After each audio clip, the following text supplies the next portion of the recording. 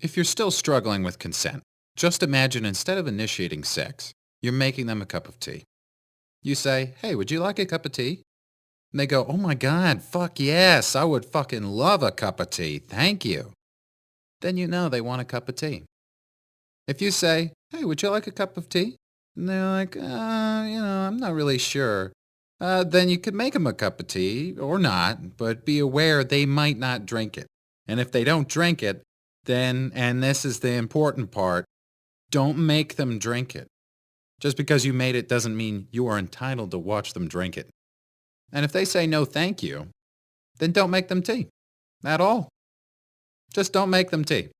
Don't make them drink tea. Don't get annoyed at them for not wanting tea. They just don't want tea, okay? They might say, "Yes, please. That's kind of you."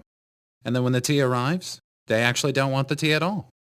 Sure, that's kind of annoying as you've gone to all the effort of making the tea, but they remain under no obligation to drink the tea. They did want tea, now they don't. Some people change their mind in the time that it takes to boil the kettle, brew the tea, and add the milk. And it's okay for people to change their mind. And you are still not entitled to watch them drink it. And if they're unconscious, don't make them tea. Unconscious people don't want tea. And they can't answer the question, "Do you want tea?" Because they're unconscious. Okay, maybe they were conscious when you asked them if they wanted tea. And they said yes. But in the time it took you to boil the kettle, brew the tea, and add the milk, they are now unconscious. You should just put the tea down. Make sure the unconscious person is safe. And this is the important part again. Don't make them drink the tea. They said yes then, sure, but unconscious people don't want tea. If someone said yes to tea, started drinking it, and then passed out before they'd finished it, don't keep on pouring it down their throat.